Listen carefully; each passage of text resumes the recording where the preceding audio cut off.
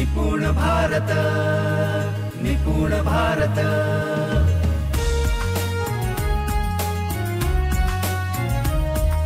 निपुण भारत, निपुण भारत। एक उदाहरण देखते हैं। आप में से बहुत लोग व्हाट्सएप इस्तेमाल करते हैं। कुछ लोग उसके अलग अलग फीचर्स भी इस्तेमाल करते हैं। उसमें एक स्टेटस नाम का भी फीचर है। क्या आप लोग कभी स्टेटस यूज करते हैं? किसी व्यक्ति ने व्हाट्सएप पर स्टेटस रखा तो उसने क्या स्टेटस रखा है यह मालूम होता है। ऑब्वियसली उसे मालूम ही होता है। अगर मैं जानता हूं मैंने स्टेटस क्या रखा है तो उसे घड़ी घड़ी चेक करने की क्या वजह है? मैं फिर भी यह करता हूं। यह मैं क्यों करता हूं? मुझे यह देखना होता है कि कितने लोगों ने मेरा स्टेटस देखा है। इसका मतलब आप चेक कर रहे हैं कि आपके विचार या आपका फोटो या आपकी कृति कितने लोग स्वीकारते हैं, जो तुम्हारी आज की जरूरत है। एक और उदाहरण देता हूं, थोड़ा निगेटिव है पर बोलना पड़ेगा। 21वीं सदी के बच्चों की क्या जरूरत है? एक लड़की के बारे में समाचार था, उसने सुसाइड की। सुसाइड करने का कारण यह था कि उसने कोई वीडियो फेसबुक पर शेयर की थी। उस वीडियो को अपेक्षित लाइक्स नहीं मिले। उसे बुरा लगा कि किसी ने उसे एक्सेप्ट नहीं किया। कम लाइक्स आए और उसने सुसाइड कर लिया।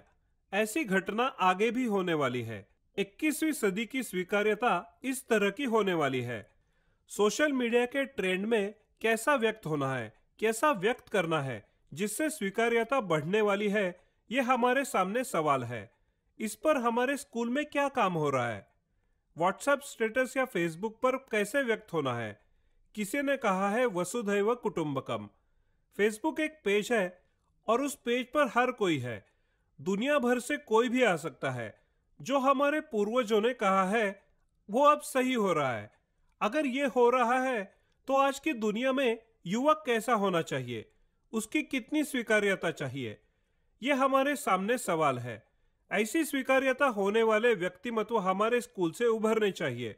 यही हमारा साध्य है। जागतिक स्वीकार्यता के लिए क्या चाहिए और उसकी रुकावटें क्या होगी? सबसे बड़ी रुकावट यह हो सकती है मेरी भाषा, मेरी जात, मेरा धर्म, मेरा पंथ। मैं महाराष्ट्र का हूं, मुझे बाकी कुछ नहीं चाहिए। मैं सिर्फ भारत के लोगों के बारे में सोचता हूं। मेरा कल्चर, मेरी संस्कृति। जब तक आप इन चीजों से बंधे रहोगे आपका एक्सेप्टेंस कम होगा। हमारे नेताओं को ही देख लो। हमारे नेताओं को हमने जात में मर्यादित किया है। कोई इस जाति का नेता तो कोई उस जाति का। जब आप किसी नेता को जात में मर्यादित करते हो तो उसके लिए बाकियों की स्वीकार्यता कम होती है। हम उसकी स्वीकार्यता कम कर रहे हैं। अगर इससे बचना है और मेरे बच्चे या स्कूल के छात्र सही में विश्व के नागरिक हैं तो उन्हें इस बंधन से बाहर निकलना होगा। इससे बाहर कैसे निकलना है ये शिक्षण हमारे स्कूल में देना होगा। हमारे बच्चे तो और जाति में उलझ रहे हैं, संकुचित होते जा रहे हैं। इस सब का जिम्मेदार मेरी शिक्षण व्यवस्था है। हमें इस सब से उभर कर आगे निकलना है। इसका मतलब ये नहीं जात, पंथ, धर्म, भाषा इनका अभिमान नहीं होना चाहिए। स्वाभिमान को छोड़ना नहीं है। लेकिन आपको ये समझना है किसी और का भी कोई पंथ, उसका धर्म, उसकी भी संस्कृति होगी। आपको दूसरे की बाजू भी समझनी होगी। जब मैं किसी और को स्वीकार करता हूं तो मेरी स्वीकार्यता बढ़ती है। आपको उसे भी स्वीकारना होगा। इसका मतलब आप उसमें शामिल हो ऐसे नहीं। इसका मतलब यह है अपने धर्म के साथ अभिमान रखकर उसके भी धर्म की स्वीकार्यता होनी जरूरी है। बाकी के लोगों का कल्चर भी आपको स्वीकारना होगा, उसे समझ लेना होगा।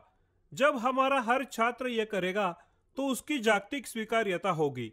ये स्वीकार्यता सहज और सुलभ कैसे होती है? हम महाराष्ट्र में हैं और कोई यूपी का या फिर साउथ का एक अधिकारी हमारे यहाँ आता है जो आईएएस या आईपीएस है, तो किस व्यक्ति से हमारा ज्यादा जुड़ाव बनता है? हर व्यक्ति जो आपकी मातृभाषा में आपसे संवाद करेगा, हमारी भाषा में मेल जोल कर पाएगा, उसके लिए हमारी स्वीकार्यता ज्यादा होगी।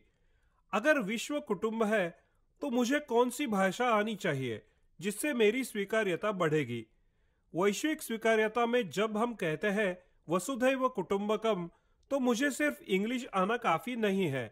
मुझे जापानीज में भी स्वीकार्यता चाहिए, चाइनीज में भी चाहिए, रूसी में भी चाहिए और जर्मन में भी।